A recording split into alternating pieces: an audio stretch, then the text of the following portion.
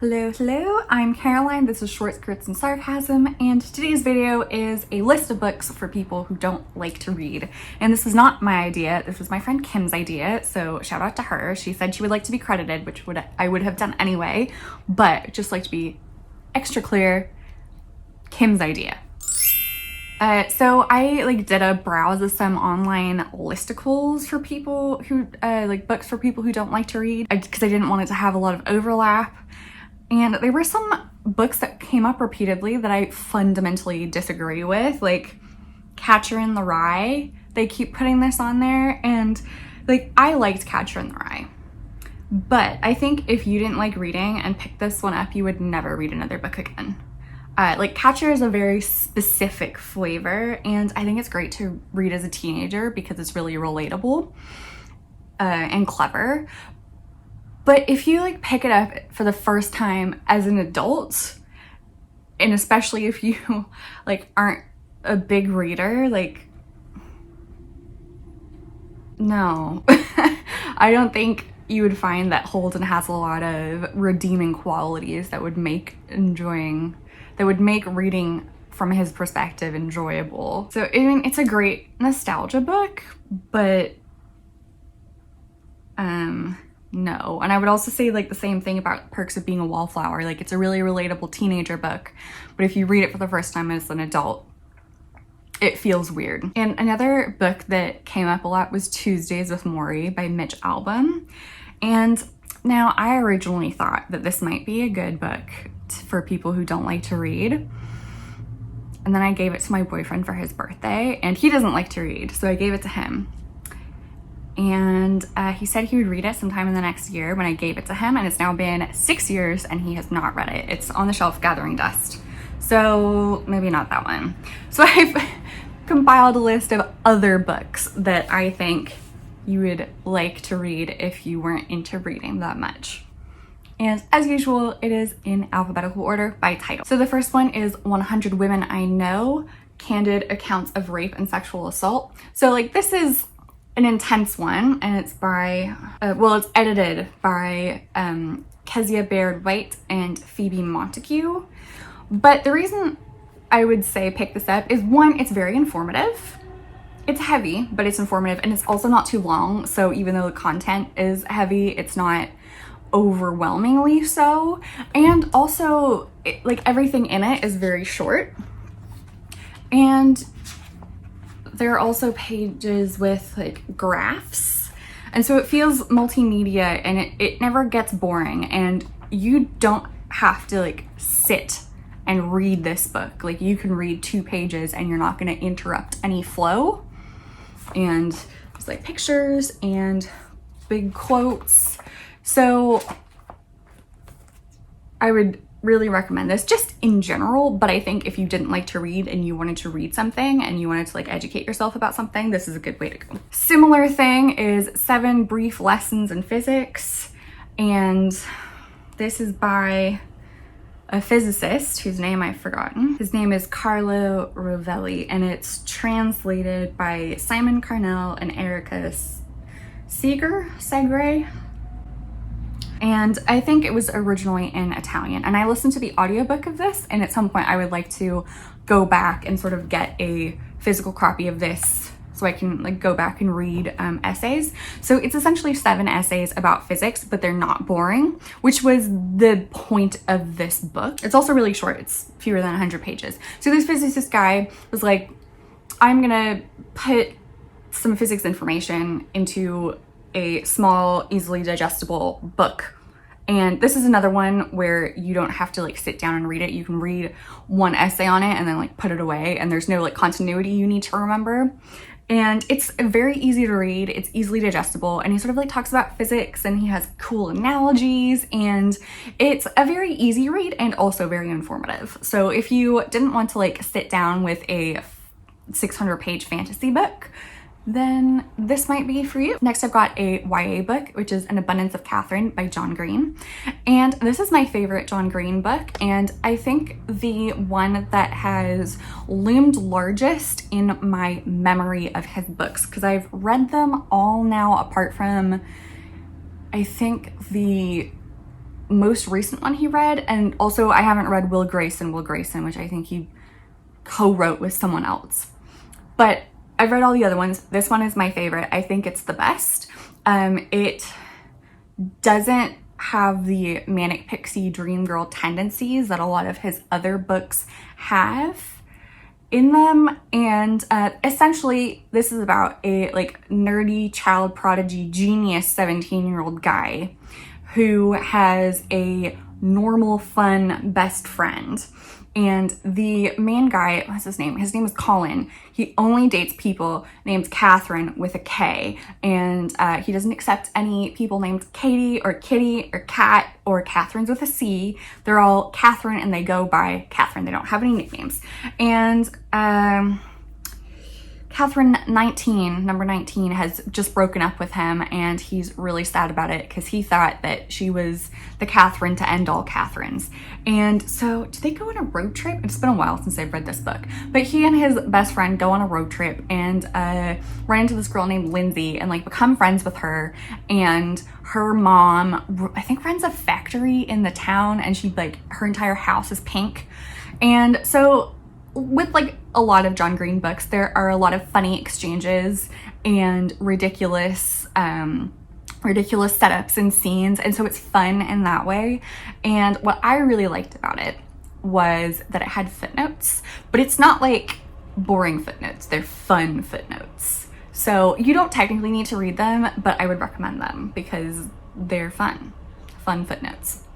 So this is, it's a pretty light read, and it's also not too long, and like I said, just fun. And then another short book is Before the Coffee Gets Cold by Toshikazu Kawaguchi, and I read this last year. It's essentially 4 short stories that are about 50 pages each, so it's another one that you don't have to like keep reading, like sit down and read. I read it in a day, but if you don't want to do that, you absolutely don't have to. And this is a light sci-fi. It's the same world that we live in, but if you sit in a certain table in this one coffee shop, you can time travel to another part of the past in the same table in the same coffee shop. So you are limited, and you have to finish your meeting and come back to real life before your coffee gets cold. Otherwise, you're stuck there as a ghost. So this was charming and delightful, and it had like deep emotions, but it didn't feel burdensome. It didn't feel overwhelming. So, and it's also just like a pretty book. Put it on your shelves. There is a sequel, Before the Coffee Gets Cold, Tales from the Cafe, which has a cat on it. So just like the, oh, it's the same cat. I thought it was a different cat for some reason. It's not, it's the same cat. But it's also pretty, and it's also short, and it's also 4 short stories about 50 pages long. I haven't read this one yet, so I can't confidently recommend it to you, but I can tentatively recommend it to you because the first one was so good. I really need to get to this soon. Next up, this isn't a short book, and I do apologize, but it reads like a short book. It's very fast, and that is Big Little Lies by Leanne Moriarty. And you have probably heard of, possibly seen the TV show. The TV show is great. I really loved what the TV show did with the source material. Like, they stayed pretty much true to it, but added some things. And I think they did it in a good way. Like, there are definitely adaptations of books like Pillars of the Earth or World Without End that take their source material, add a bunch of stuff to it, and it becomes terrible. I will never not be mad about that. But the TV show is very good, and I think if you like the TV show, you'll also like this. It's written in a very like engaging manner, and so this is almost 500 pages, I think. 465 pages, so it's under 100 pages still, but it reads very fast. And this is kind of a mystery book. Like, there are snippets of the police interview interspersed throughout this book, and then what the police interviews happen at the end of the overarching story, and then you go through the story with the characters. And so Jane is a young mom. This is set in Australia. The TV show is set in California, but this is Australia. And I think she's 19. She has moved around a lot she doesn't seem to like have a whole lot of friends, and so she brings her son to a new school, and it's in this sort of like yuppie enclave, and so a lot of the people she interacts with feel very different from herself. And she's driving her son to school when the car in front of her breaks down or stalls or something, and so she goes out to help.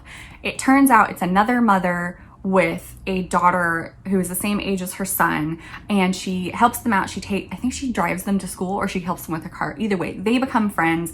She is friends with someone else who has identical twin boys, and so like the 4 kids in that sort of become a friendship group, and the moms then also become friends, and then they all have complicated lives, complicated pasts that sort of come up in different ways and present different obstacles. And then at the end there is a dramatic finish that is hinted at, which I won't spoil for you. So I would really recommend this. I read this after I watched the TV show because I didn't realize that it was a book.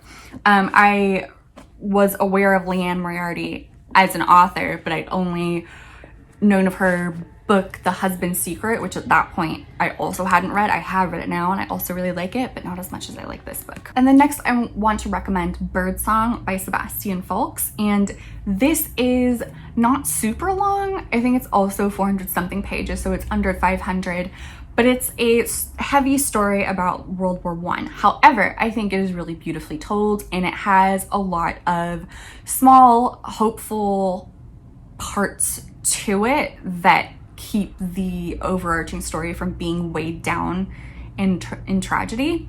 So the main character, what's his name? Stephen Raisford. Before the war, he is in business, I think, and he visits this guy and for business and starts having this affair with his wife. And then he's back in England, war happens, and through all of this, he has flashbacks to his time with this woman. And I've actually forgotten how it ends. It's a clear sign that I need to reread this book. So I would happily buddy read this with anyone who hasn't read this before. And then next, another light YA story, and that is Feeling Sorry for Celia by Jacqueline Moriarty. And you might think, but you've already recommended something by someone named Moriarty. And that's because this Moriarty is Leanne Moriarty's sister. And I didn't realize this when I read these books independently. I found Feeling Sorry for Celia in my public library when I was growing up, when I was in high school, and I really liked the cover.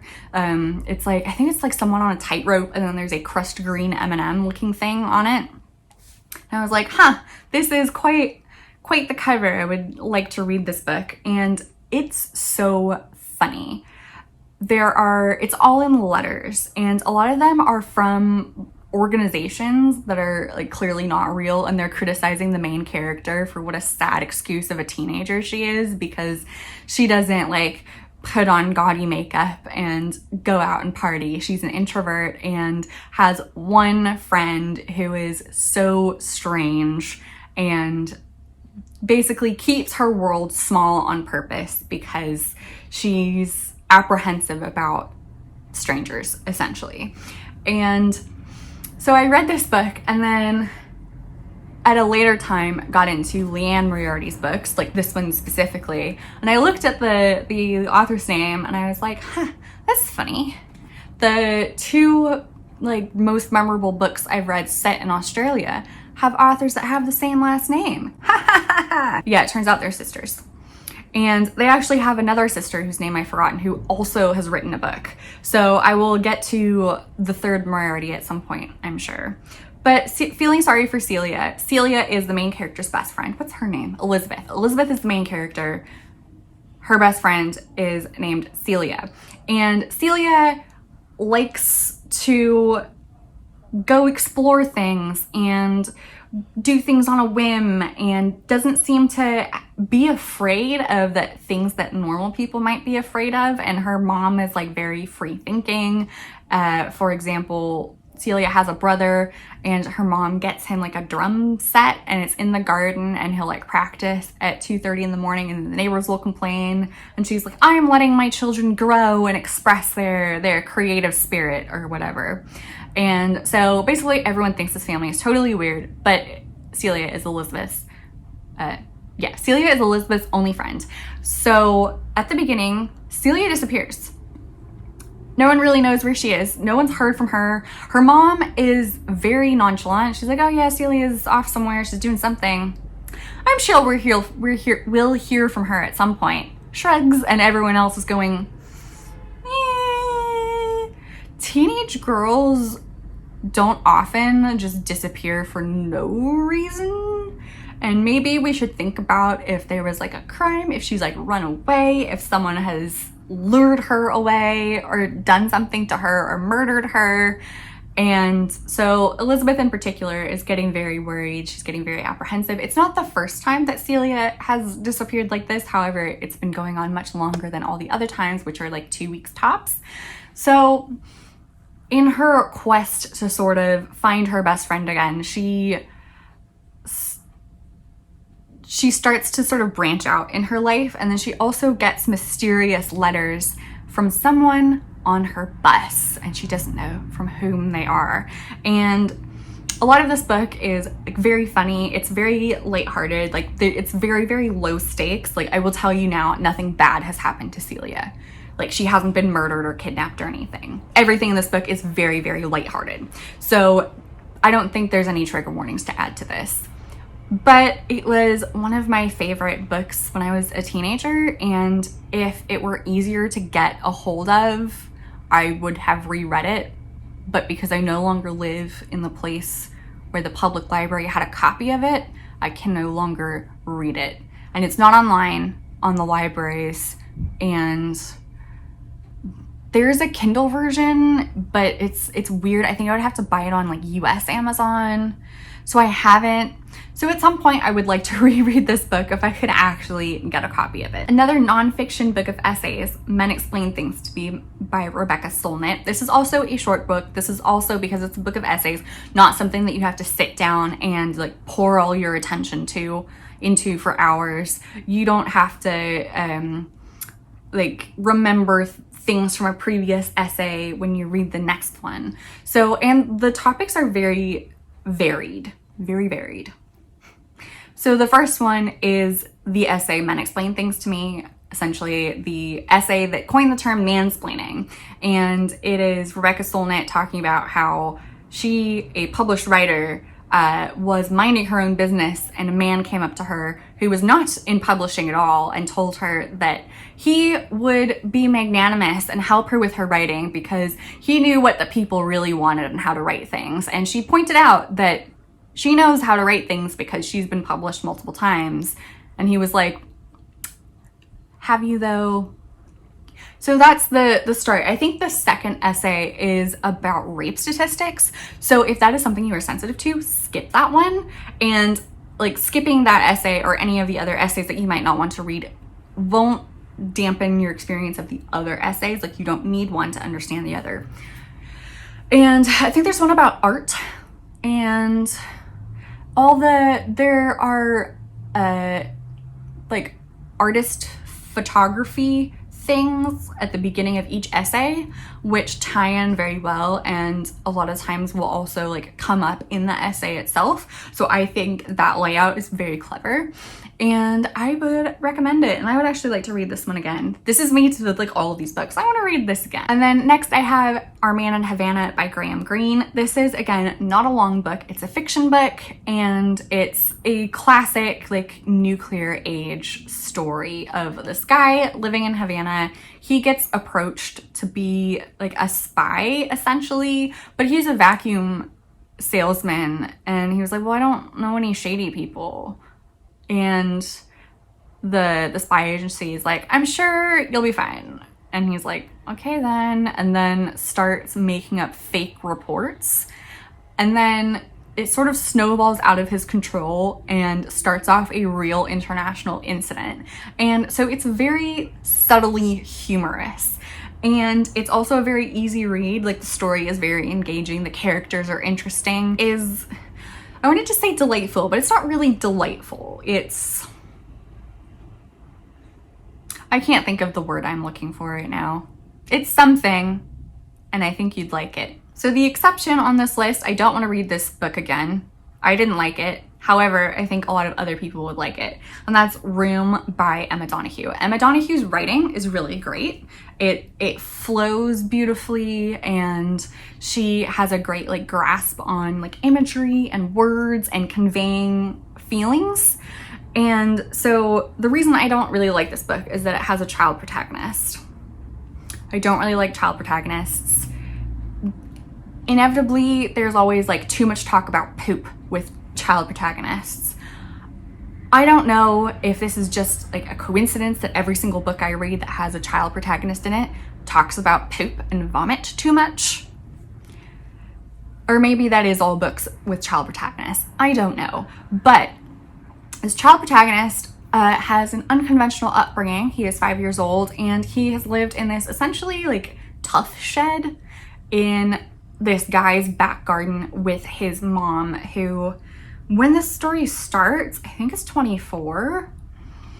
But as it turns out, she was kidnapped when she was a teenager and kept by this guy in his shed, and is traumatized. She hates it. But the main character, Jack, is very comfortable in Room because that's been his entire life, and he likes hanging out with his mom and like watching TV and reading stuff and playing with puzzles and looking out the one window. And then his mom has a plan for an escape. And so like the first half of the book is the plan and the escape, and the second half of the book is Jack reckoning with the actual outside world that is not just the tough shed. So I appreciate this book while I don't like it. And I think that if someone who isn't necessarily into reading would also like this book because of it's short, it's very descriptive, it's very compelling, and very different from, I would say, most other books. I would say like most books that talk about kidnapping and trying to escape are like thrillers, and this isn't a thriller. Like, it doesn't have a thriller vibe, even though it seems like it has a thriller plot. Next, I want to recommend Snobs by Julian Fellowes, and I am confident that if you don't like to read, you might still like this book, because I did make one of my friends who doesn't like to read this book, and they liked it. So I'm confident in my abilities to recommend Snobs by Julian Fellowes. And Julian Fellowes might sound familiar to some of you. He is the guy who wrote Downton Abbey. This book is not like Downton Abbey. Julian Fellowes also wrote one of my favorite movies, Gosford Park. Gosford Park is also not like Downton Abbey. Downton Abbey is like very different to the rest of Julian Fellowes' writing. So don't be scared off if you don't like Downton Abbey. This book is not like Downton Abbey. It is similarly set in the upper echelons of British society, but it's present day. And the main character is kind of a Nick Carraway guy. Is he an actor? Yes, he's an actor. And a friend of a friend, who is this woman, marries the eligible oldest son of an aristocratic family, who then would inherit the big house. And so it's about her, and also then the main character, the actor, getting into this weirdly exclusive, toxically friendly aristocratic society where everyone always says, like, we're not snobs, we accept whoever, and then everything they do is polite but exclusive. So it's very interesting. Like, I read it before I came here and like moved to London, and so reading like this weird arcane class divide system was so strange and fascinating from like an American perspective, when like class exists in the US too, but not this way. Like, down to the types of nicknames you have. Like, how do you have a high class nickname or a low class nickname? That seems ridiculous, but this book gives you an insight into that sort of class divide. So it's clever, but it's also fun. Like, it kind of has a like dramatic Gossip Girl vibe, even though it's not set at a school and there's no like, I don't know, Gossip Girl who is a secret person writing a blog about everyone. But like the vibe of the gossipy environment is the same. And then another short YA is Submarine by Joe Dunthorne. This was made into a movie directed by Richard Ayoade. Interesting choice. I have seen the movie. I like it. It changed a lot from the book, but I think it kept the vibe the same. So if you enjoyed the experience of the movie, I think you enjoyed the experience of the book as well, even though it's different. So the main character is a teenage boy in Wales. He is sort of trying to figure out who he is, and decides to like sort of have like try out a lot of weird obsessions.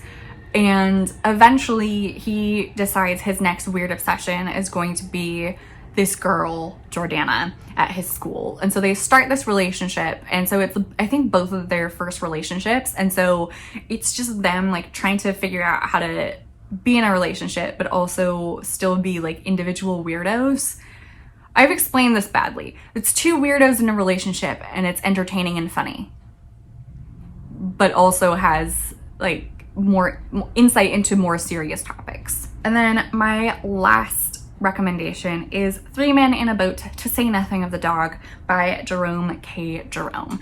And this book was so funny. It's also very short. It was written in, I think, the 1890s.